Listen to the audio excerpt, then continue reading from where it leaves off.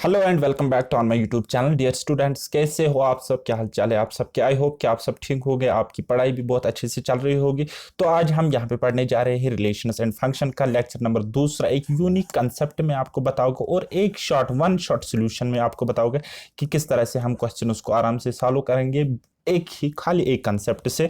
और सारे के सारे क्वेश्चंस मैंने एनसीईआरटी से लिए हुए हैं, तो उनको बेस्ट पॉसिबल वे में मैं आपको समझाने की कोशिश करूँगी किस तरह से हम विद इन सेकंड्स हर एक क्वेश्चन को सॉल्व करेंगे। वो सारा अप्रोच मैं आपको यहाँ पे दिखाऊंगा। लेकिन उससे पहले एक रिक्वेस्ट है, अगर आप पहली बार मेरे चैनल पे आए हो तो चैनल को सब्सक्राइब करना और वीडियोस को लाइक करो, और उसके अलावा अपने फ्रेंड्स के साथ भी मेरी वीडियोस को शेयर करो।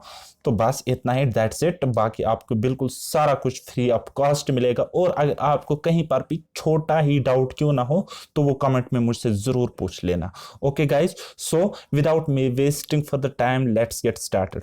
तो मैंने आपको कार्टेशियन प्रोडक्ट पढ़ाया था लास्ट वीडियो में, मैंने आपको पढ़ाया था कार्टेशियन प्रोडक्ट। अगर आपको अभी तक Cartesian product of two sets नहीं पता है तो प्लीज आप मेरा पहला वाला लेक्चर देखो ताकि आपको वो समझ आ जाए। और उसके बाद हम आज पढ़ने जा रहे हैं रिलेशंस। अगर आपके एग्जाम की बात करेंगे तो क्वेश्चन सिर्फ या तो रिलेशन से पूछा जाएगा या फिर फंक्शन से पूछा जाएगा। लेकिन वो कहते हैं ना, बेसिक्स आपको पता होना चाहिए, तब जाके आप रिलेशन समझोगे, तब जाके आप फंक्शंस को समझोगे क्या होता है। ओके, तो देखेंगे रिलेशन की डेफिनेशन क्या होती है। कार्टेशियन प्रोडक्ट मैंने आपको बताया, तो रिलेशन की डेफिनेशन पहले हम देखेंगे कि मैथमेटिकल डेफिनेशन क्या होती है, और उसके बाद में आपको सिंपल वे में समझाने की कोशिश करूंगा। ओके, अब आराम से सुनो।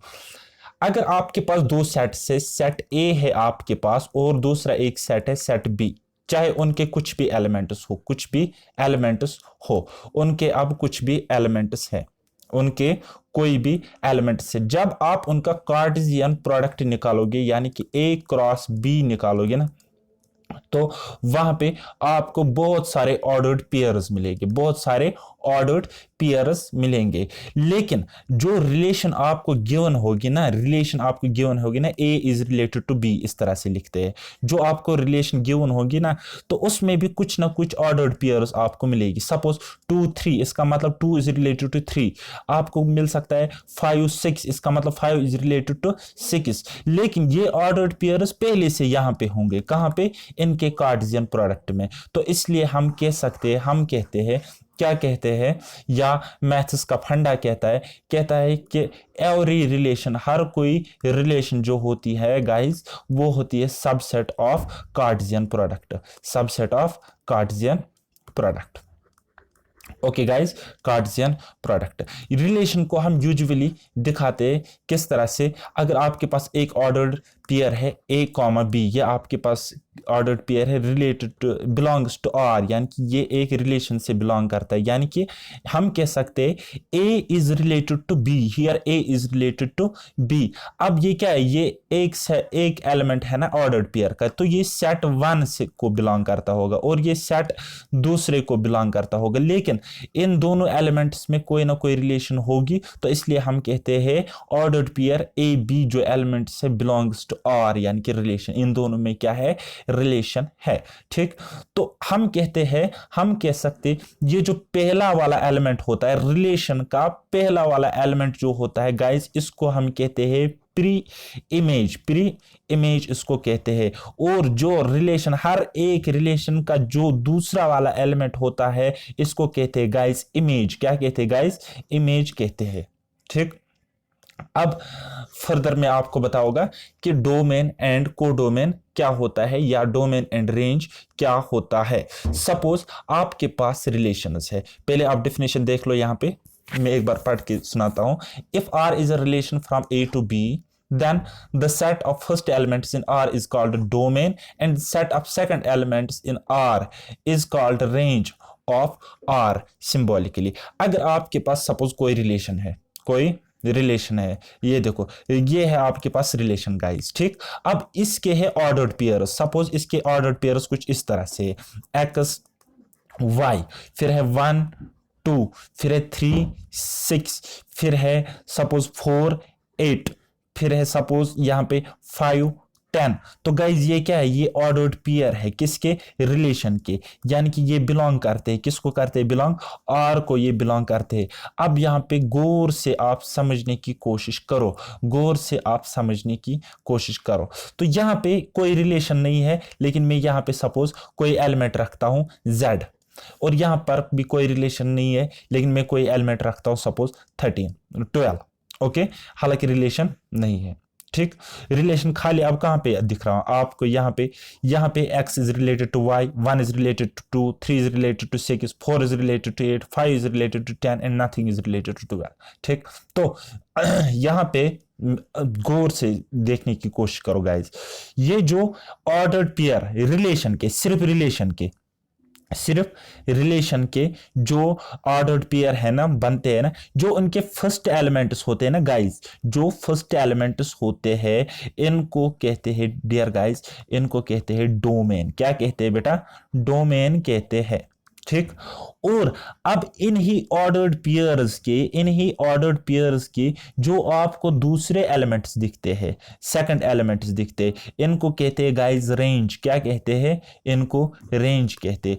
और जो आपको यहां से z से लेकर इंक्लूडिंग रेंज को भी इंक्लूड करके और इस 12 को भी इंक्लूड करके, इसको कहते हैं गाइस कोडोमेन। क्या कहते हैं, कोडोमेन कहते हैं। तो यहां पे आपको एक रिजल्ट मिल सकता है। क्या मिल सकता है, अगर आप बोलोगे रेंज क्या है सर जी, तो मैं आपको कहूंगा रेंज है क्या है रेंज, y268 ये आपका रेंज है। अगर आप बोलोगे सर जी फिर कोडोमेन क्या है हमारे पास, तो कोडोमेन क्या हो जाएगा, z हो जाएगा, फिर y268 और क्या है 12 हमारे पास। तो कुछ दिख रहा है, मैंने लास्ट क्लास में कुछ पढ़ाया था, ये एलिमेंट सारे यहां पे आपको दिख रहे हैं कि नहीं दिख रहे, ये देखो y268। तो हम कह सकते हैं एक कंक्लूजन हमें मिला। क्या मिला, रेंज जो होता है, range is always subset of किसका, कोडोमेन का। रेंज होता है सबसेट किसका, कोडोमेन। कभी कभी क्या होता है, कोडोमेन और रेंज इक्वल होता है। वो किस केस में इक्वल हो सकता है वो मैं आपको आगे बताऊंगा। फिलहाल आप याद रखो, रेंज कोडोमेन का क्या होता है, सबसेट होता है। इतना क्लियर, इतनी बात क्लियर है यहां तक। चलो अगर आपको कोई बताएगा कि नंबर ऑफ रिलेशंस कितने हैं, नंबर ऑफ रिलेशंस आप निकालो कि कितने हो सकते हैं। सपोज कोई सेट ए है आपके पास और उसमें एलिमेंट्स है 1 2 3, ठीक, यानी कि 3 एलिमेंट्स है। कोई आपके पास दूसरा सेट है और उसके एलिमेंट्स है सपोज एक्स वाई जेड, तो इसमें भी कितने एलिमेंट्स है, 3 एलिमेंट्स है। तो आपको क्या करना है, आपको अगर कोई बताएगा रिलेशंस कितने होंगे, टोटल रिलेशंस कितने होंगे फ्रॉम ए टू बी, यानी कि ए टू बी कितने रिलेशंस होंगे, तो गाइज वो क्या होगा, वो 2 रेज टू द पावर इन दोनों का product, 2 raise to the power 3 into 3। अब अगर मैं यहाँ पे इनको ऐसे नहीं लिखता, मैं आपको लिखता नंबर ऑफ एलिमेंट्स, यहाँ पे मैं रखता p, यहाँ पे मैं रखता q, तो यहाँ पे अगर मुझे कोई बोलता कि नंबर ऑफ एलिमेंट्स क्या है, यहाँ पे मैं बताऊंगा suppose number of elements p और सेट b में नंबर ऑफ एलिमेंट्स q, तो आप कहोगे सर नंबर ऑफ रिलेशंस फिर क्या होंगे, मैं कहूँगा देयर, सुनो, तो नंबर ऑफ रिलेशंस हो गए 2 raise to the power p q, यानी कि p इंटू q। ओके, तो ये आपका फंडा यहाँ पे क्लियर हुआ। जिस तरह से आप क्या निकालते थे, ऑर्डर पेयर निकालते थे, यहाँ पे उसी का ये करना है, पावर चढ़ानी है, बस बात खत्म। तो ये होता है बराबर हमारे किसके, number of relations from A to B.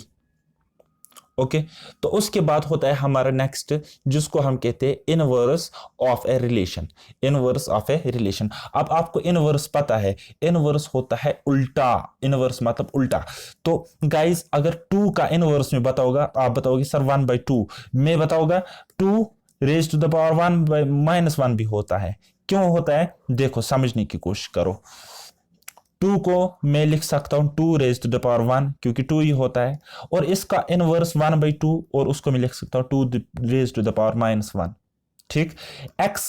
x raise to the power 3, इसका इनवर्स क्या होगा, या तो 1/x raise to the power 3, या फिर क्या होगा x raise to the power -3। ये होता है गाइस इनवर्स। अब अगर आप रिलेशन को लिखते हो r, तो इसका इनवर्स क्या होगा, इसका इनवर्स होगा r raise to the power -1, क्योंकि यहाँ पे 1 है इसकी डिग्री, आई बात समझ, इसकी पावर 1 है। तो गाइस अगर आर रिलेशन उसका ऑर्डर्ड पेयर होता है ए बी, तो इस आर इनवर्स का ऑर्डर्ड पेयर क्या होगा गाइस, आर इनवर्स का ऑर्डर्ड पेयर जो होगा वो होगा बी ए, बिल्कुल उल्टा, यहां पर भी उल्टा 1 -1, आर तो रहा। ठीक। तो फिर जो इनके ऑर्डर्ड पेयर है उनका भी ऑर्डर क्या हो जाएगा, चेंज हो जाएगा। Okay.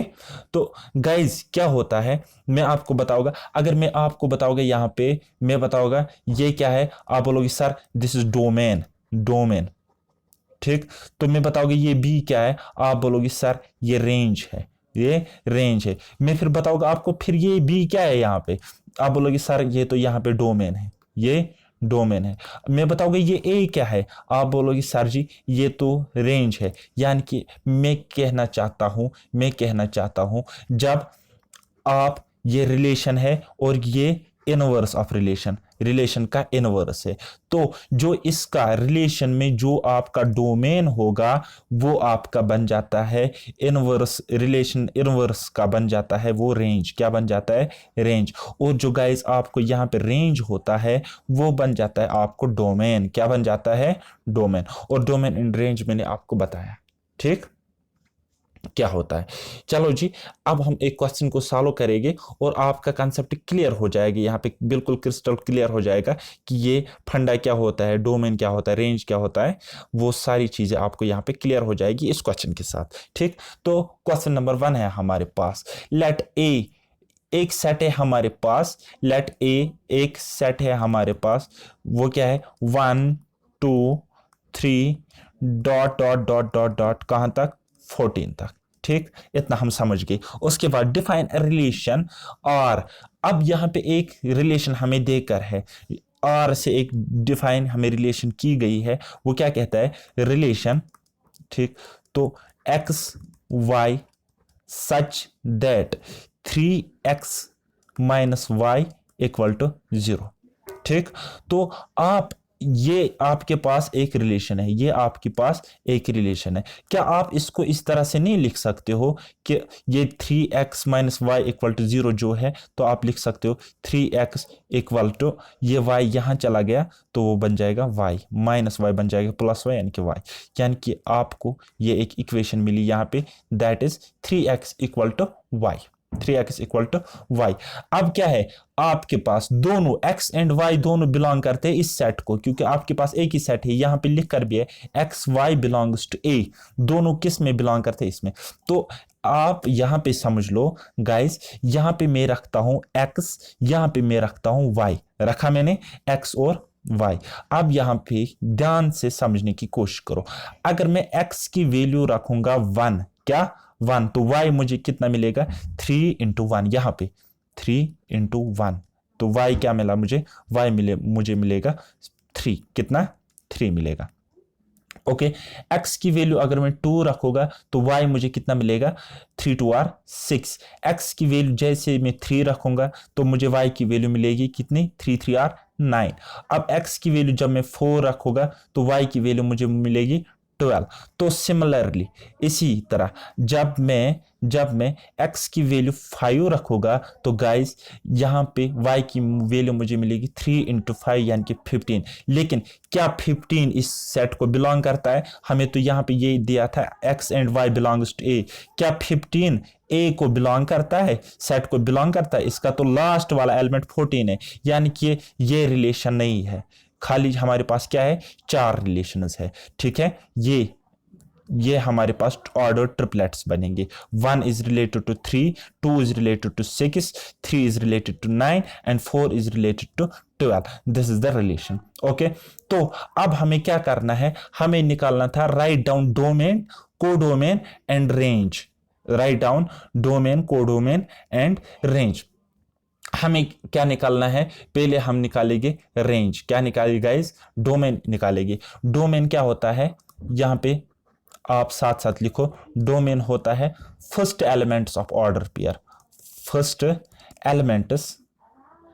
Elements of ordered pair, पहले एलिमेंट्स। तो क्या है वो, क्या हो जाएगा आपके पास डोमेन 1 2 3 4, यानी कि 1 2 3 4, ये हो गया गाइस आपके पास डोमेन। क्या हो गया, डोमेन। अब मैं आपको बताऊंगा रेंज क्या हो जाएगा। आपको रेंज क्या मिलेगा, तो गाइस रेंज आपको मिलेगा second elements of order pair. वो क्या है, वो है 3 6 9 12, 3 6 9 12। तो अब अगर मैं आपको बताऊंगा कि कोडोमेन क्या होगा, तो कोडोमेन क्या होगा, कोडोमेन होगा गाइस, कोडोमेन होगा all elements.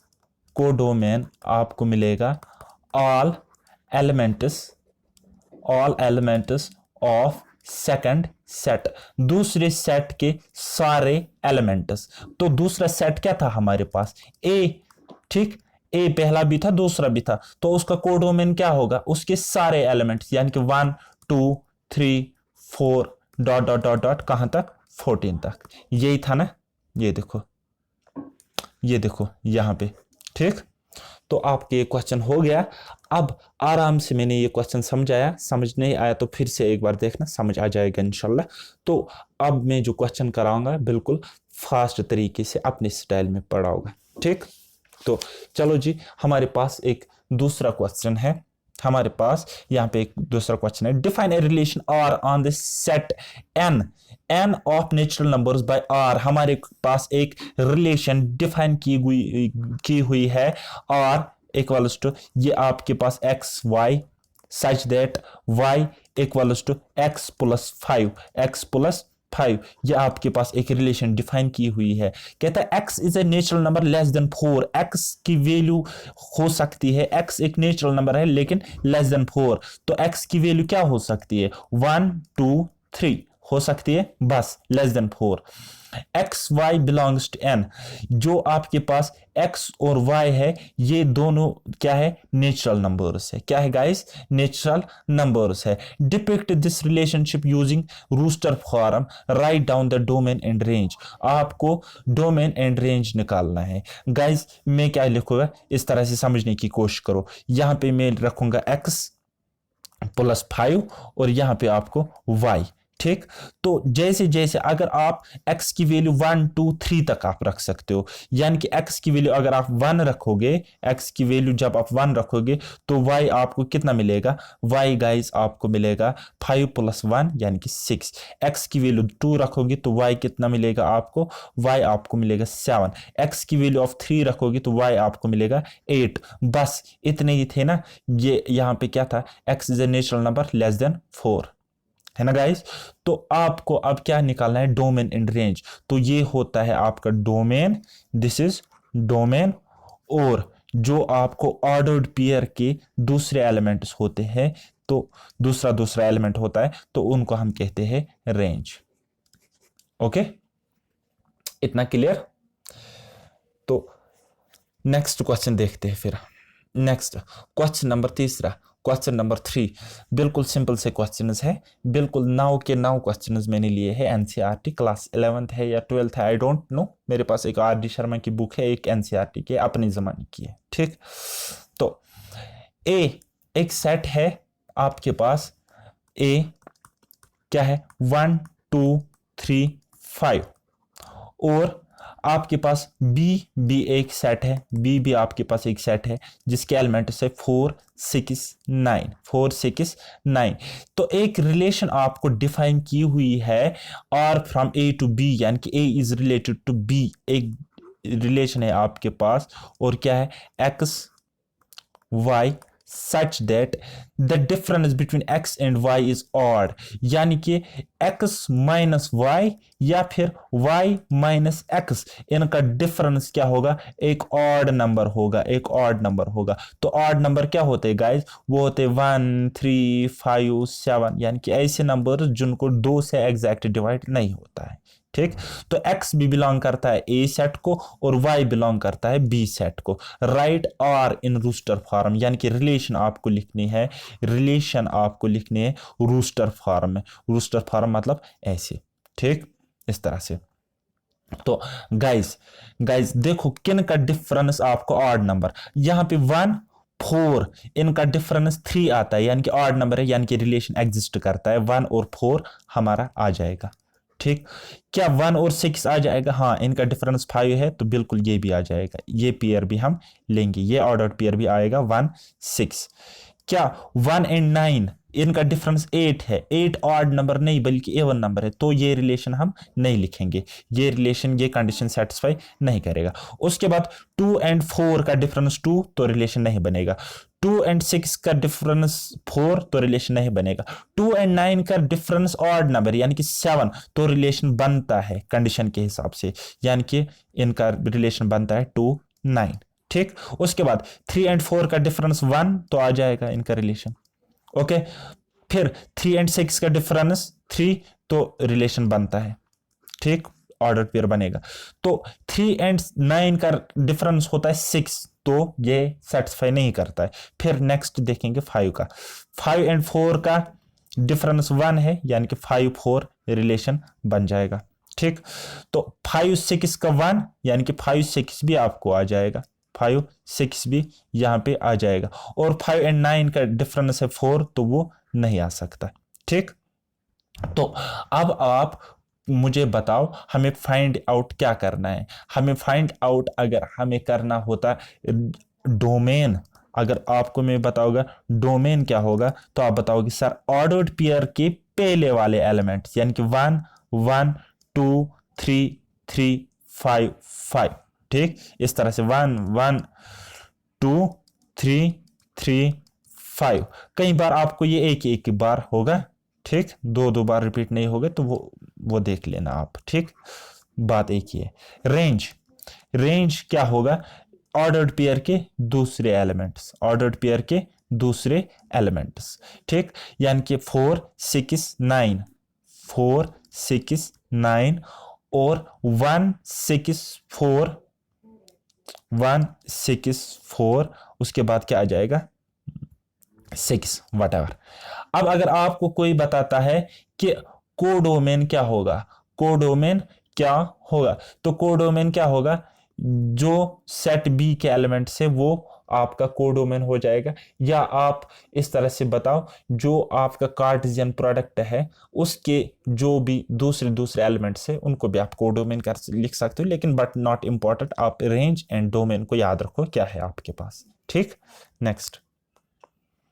Next question, question number 4 है आपके पास। The given figure shows a relationship between the sets P and Q, right this relation in set builder form. दूसरा है रोस्टर फॉर्म में लिखना है। What is its domain and range. तो guys domain है आपके पास ये, ठीक, 5 6 7, ये आपका हो जाएगा डोमेन। क्या हो जाएगा गाइस, डोमेन हो जाएगा। और रेंज का क्या हो जाएगा आपका 3 4 5, ये आपका हो जाएगा रेंज।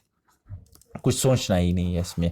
तो लेकिन हम रोस्टर फॉर्म में किस तरह से इसको बनाएंगे, ये आपको 5 3 फिर 6 4 7 5, यानी कि आप कह सकते हो ना 5 माइनस 2 इक्वल टू 3, फिर 6 माइनस 2 इक्वल टू 4, फिर 7 माइनस 2 इक्वल टू 5, यानी कि हर बार रिलेशन क्या है, x को -2 करो वहां पे आपको y मिलता है, x -2 इक्वल टू y। ठीक, x -2 इक्वल टू y, ये आपका रिलेशन मिलता है। तो आप इसको किस तरह से लिखोगे, आप इसको किस तरह से लिखोगे, अगर आपको रोस्टर फॉर्म में लिखना है, अगर आपको रोस्टर फॉर्म में इसको लिखना है तो क्या लिखोगे, बस सिंपल सा है, 5 इज रिलेटेड टू 3 यानी कि 5 3। ओके, 6 इज रिलेटेड टू 4 यानी कि 6 4। 7 इज रिलेटेड टू 5, तो क्या लिखोगे 7 5। तो ये होगी गाइस रोस्टर फॉर्म। अब आपको लिखना है set builder form. Set builder form में आपको लिखना है, तो कैसे लिखोगे? आप क्या करोगे, आप लिखोगे सेट बिल्डर फॉर्म में आर, यानी कि एक रिलेशन आप डिफाइन करोगे। आर रिलेशन आप डिफाइन करोगे किस तरह से? X y, x y. तो फिर आप लिखोगे x minus two equal to y, x minus two equal to y. तो फिर आप लिखोगे, क्या लिखोगे? X belongs to set P जो आपके यहाँ पे है, और y belongs to Q, y belong करता है क्यू को, वाई बिलोंग करता है क्यू को, इस तरह से। तो क्लोज करोगे तो ये आपका बन जाता है, ये होगी आपकी set builder form, set builder form, और ये होगी आपकी रोस्टर फॉर्म। बात खत्म। Next question, question number 5, question number 5। इसको बनाने की कोशिश करो, इस क्वेश्चन को बनाने की कोशिश करो आराम से। Let A equals to 1 2 3 4 6। एक सेट है आपके पास, सेट ए, सेट ए है आपके पास 1 2 3 4 6। और फिर क्या है? Let R be the relation on A defined. एक रिलेशन आपको डिफाइन की हुई है, एक डिफाइन की हुई है एक रिलेशन, वो क्या है? A B such that A comma B belongs to set A. ये दोनों सेट ए को करते हैं बिलोंग, ठीक। B is exactly divisible by A, B A से डिवाइड होता है, एग्जैक्टली बी ए से डिवाइड होता है, यानी कि be divisible by A short में। तो बस मैं अब इसको मिटाऊंगा। देखो गाइस, आपके पास एक सेट है ना, तो दूसरा सेट भी आप मान लो, इमेजिन कर लो, दूसरा सेट भी आपके पास यही है 1 2 3 4। क्यों ऐसा मैं क्यों लिखता हूं? क्योंकि दोनों ए और बी, स्मॉल ए और स्मॉल बी, दोनों इसको बिलोंग करते। फिर ये क्या कहता है? कहता है B is exactly divisible by A, B is, तो इनको आप मान लो बी, इनको आप मान लो, इनको आप मान लो सेट बी, ठीक। या इसको स्मॉल बी और इसके एलिमेंट्स हो गए स्मॉल ए, इस तरह से भी आप सोच सकते हो। कहता बी एग्जैक्टली डिवाइड होता है ए से, तो ए से आप क्या बनाओ? ए से आप पेयर्स बनाओ, ऑर्डर्ड पेयर्स बनाओ, ठीक।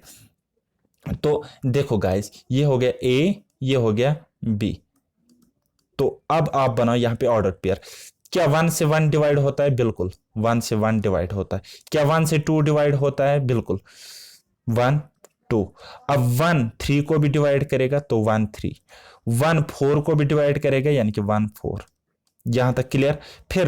फिर आप यहां पे लिख सकते हो कि 2 1 को डिवाइड नहीं करेगा, 2 को करेगा और 4 को करेगा, यानी कि आप लिख सकते हो 2 2 2 4, 2 2 2 4। फिर आप यहाँ पे 3 देखो, 3 किसको डिवाइड करेगा? खाली, एंड खाली किसको करेगा? 3 को डिवाइड करेगा, 3 3। यहाँ पर मैंने एक ये नहीं लिखा है, एक एलिमेंट है यहाँ पे 6, ओके। तो उसके बाद अब 4 देखो, 4 4 के साथ रिलेट होगा, बस ये खाली इसी को डिवाइड करेगा। अब 6 खाली 6 को डिवाइड करेगा, 6 खाली 6 को डिवाइड करेगा। लेकिन यहाँ पे एक मिस्टेक हो गई, 3 6 के साथ भी रिलेट होगा, और 4 फिर 4 के साथ, और 6 फिर 6 के साथ, ठीक। तो आप इस रिलेशन को इस तरह से लिख सकते हो। कैसे? समझने की कोशिश करो, समझने की कोशिश करो, बाकी आसान मसला है। तो आप इस रिलेशन को लिख सकते हो क्या? 1 1। अब देखो 1 1 को डिवाइड करेगा, फिर 1 2 को भी डिवाइड करेगा, फिर 1 3 को भी डिवाइड करेगा, फिर 1 4 को भी डिवाइड करेगा, फिर यही 1 6 को भी डिवाइड करेगा, ओके। फिर 2 की बात आई तो 2 2 को डिवाइड करेगा, फिर 2 4 को डिवाइड करेगा, फिर 2 6 को डिवाइड करेगा, ओके। आधे एलिमेंट्स में यहाँ पे लिखूंगा, आधे पेयर्स।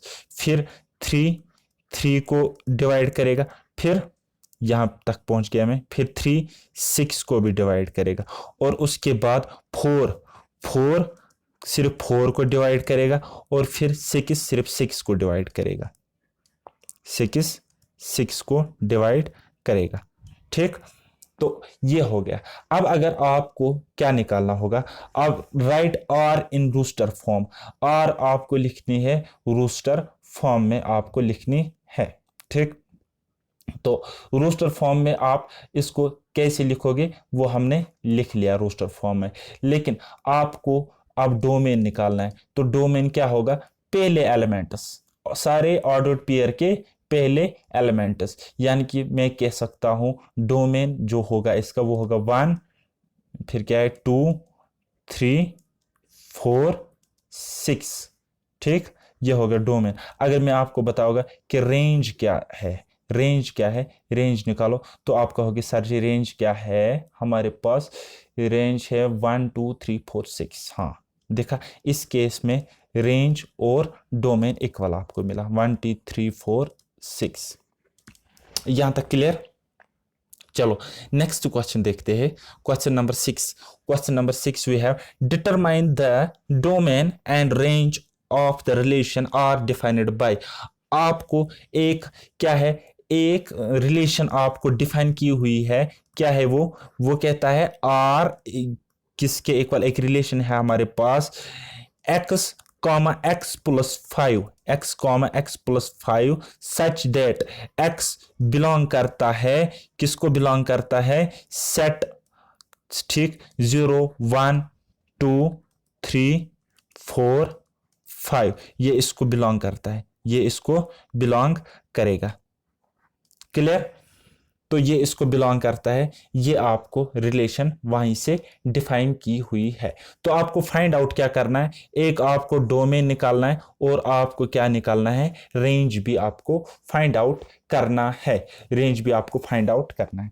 तो x comma x plus 5, x comma x plus 5, ये आपके पास रिलेशन है। तो आपको क्या करने, पुट एक्स के वैल्यूज आपको पुट करने, क्या, 0 से लेकर 0 1 2 3 4 5। ठीक, जैसे कि मैंने आपको पहले बताया, तो आपको रूस्टर फॉर्म में आपको एक रिजल्ट मिलेगा, वो क्या आपको मिलेगा, देखो guys, x plus 5, x comma x plus 5, जब आप 0 पुट करोगे तो वो मिलेगा 0 कॉमा, एक मिनट, आपको मिलेगा 0 कॉमा 0 प्लस 5 यानी कि 5। फिर दूसरी रिलेशन आपको मिलेगी 1 कॉमा 1 प्लस 5, 1 प्लस 5 यानी कि 6। फिर आपको तीसरी रिलेशन मिलेगी 2 कामा 7, 2 कामा 7। फिर आपको चौथी रिलेशन भी मिल जाएगी 3 8, 3 8। और उसके बाद नेक्स्ट रिलेशन आपको मिलेगी 4 9, 4 9। जैसे आप x की वैल्यू 4 पुट करोगे तो रिलेशन बनेगी 4 9। फिर जब आप 5 पुट करोगे x की वैल्यू, यहां पे 5, ये देखो x है ना, तो 5 कामा x प्लस 5 यानी कि 5 प्लस 5 यानी कि 10। ओके, तो ये आपको अब क्या मिलेगा, ये आपको मिल गए ऑर्डर्ड पेयर। अब आपको डोमेन फाइंड आउट करना है ना, तो डोमेन इस रिलेशन का, डोमेन ऑफ दिस रिलेशन क्या होगा, पहले एलिमेंट्स, पहले वाले एलिमेंट्स, हर ऑर्डर पेयर का पहला पहला एलिमेंट, तो वो आ जाएगा 0 1 2 3 4 5।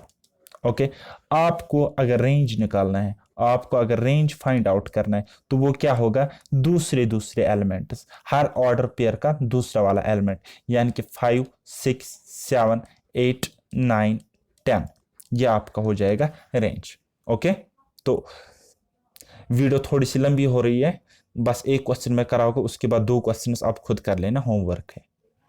ओके, तो क्वेश्चन, राइट द रिलेशन, एक रिलेशन है x comma x cube, x comma x cube, x is a prime number less than 10।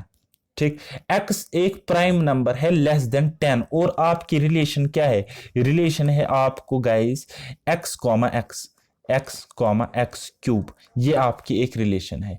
लेकिन x एक प्राइम नंबर है, यानी कि आप x की वैल्यू क्या क्या रख सकते हो, x एक प्राइम नंबर, तो आप x की वैल्यू रख सकते हो गाइस, क्या क्या रख सकते हो x की वैल्यू, प्राइम नंबर पहला है 2, फिर आपको 3, फिर 5, और फिर नेक्स्ट प्राइम नंबर है 7, और 11 भी है, लेकिन ये बोलता है हमें लेस देन 10, तो आप x की वैल्यू ये रख सकते हो। तो रूस्टर फॉर्म में आप जब रिलेशन को लिखोगे तो वो आपको क्या बन जाएगी, पहली relation x, put x equal to 2, यानी कि 2 और x क्यूब, 2 का क्यूब क्या होता है 8, ये होगी 1। Now put x equal to 3, तो वो हो गया 3 और x का क्यूब यानी कि 3 का क्यूब 27। और उसके बाद नेक्स्ट रिलेशन 5 और 5 का क्यूब 5 5 25 125 है।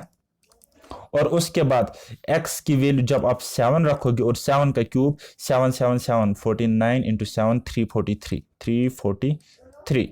ठीक, तो ये आपको क्या बनता है, ये आपको ऑर्डर्ड पेयर बने रिलेशन जो आपको मिली। ठीक, उसके बाद अगर मैं अब आपको बताओ भाई इसका डोमेन क्या है, तो आप बोलोगे सर 2 3 5 7 इसका डोमेन होगा, 2 3 5 7। अब अगर आपको मैं बताऊंगा कि इसका रेंज क्या होगा, तो कहोगे ऑर्डर्ड पेयर के दूसरे एलिमेंट्स, दूसरे वाले एलिमेंट्स, तो 8 27 फिर 125 और फिर क्या है 343। तो ये हमें निकालना नहीं था, बस आपकी सेटिस्फेक्शन के लिए मैंने निकाला ताकि आपको मोर क्लियर हो जाए। बस एक ही टाइप के क्वेश्चंस थे। क्वेश्चन नंबर 8 जरा मैं थोड़ी सी हिंट देता हूं, आप उसको खुद ट्राई कर लेना बाद में। लेट ए, आपके पास एक सेट है आपके पास x y z, okay, and B भी एक सेट है आपके पास, उसके एलिमेंट्स है 1 2। ठीक, find the number of relations from A to B. हाँ, number of relations from A to B, इसको मान लो सपोज आप पी, इसको मान लो क्यू, तो मैंने क्या बोला था, number of relations from A to B किसके बराबर होता है, 2 raise to the power p into Q, यही बोला था।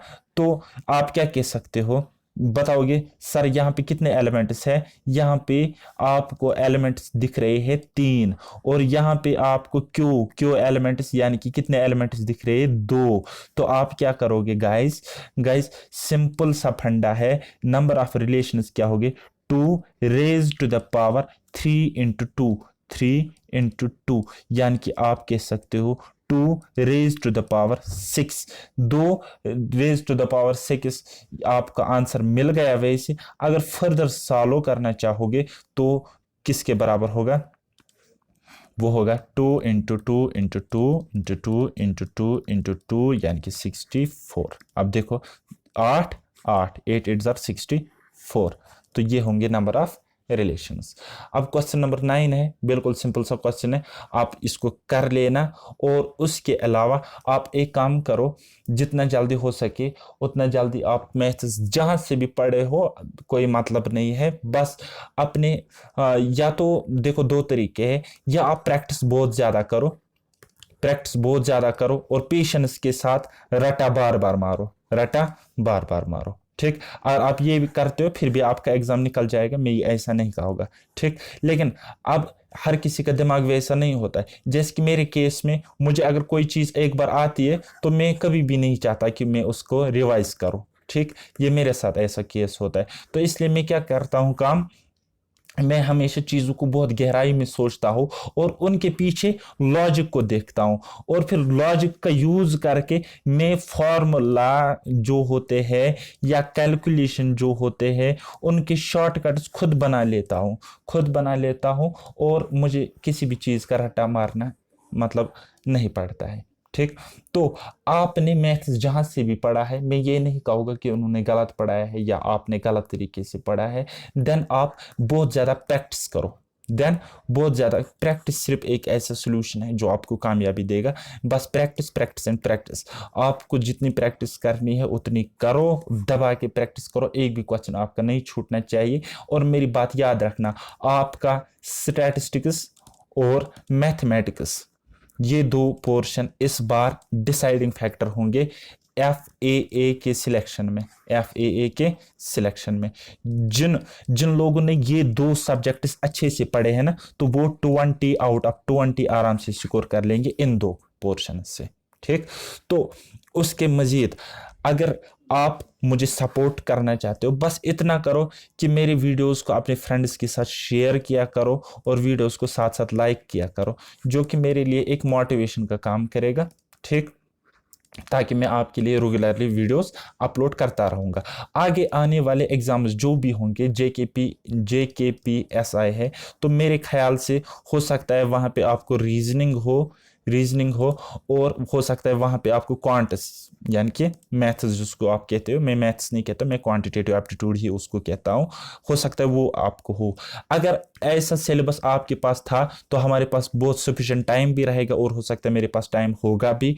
तो मैं आपको ये 2 पोर्शन क्रैश कोर्स की तरह नहीं बल्कि बेसिक से लेके पढ़ा होगा, और फिर जो भी चीज़ मैं बेसिक से पढ़ाता हूँ मैं हमेशा 100% गारंटी के साथ पढ़ाता हूँ कि एग्जाम में उससे बाहर क्वेश्चन तो आ ही नहीं सकता, और अगर आएगा भी तो आप आराम से उसको बना लोगे। तो मैं अभी वीडियो को बंद करता हूँ। कोई भी डाउट आए तो प्लीज़ प्लीज़ मुझे कमेंट करना, कमेंट में ज़रूर कहना कि क्या डाउट है, क्या परेशानी है। सो मैं वीडियो अभी बंद करता हूँ। बाय बाय, टेक केयर, अल्लाह हाफिज़, मेहनत करते रहिए।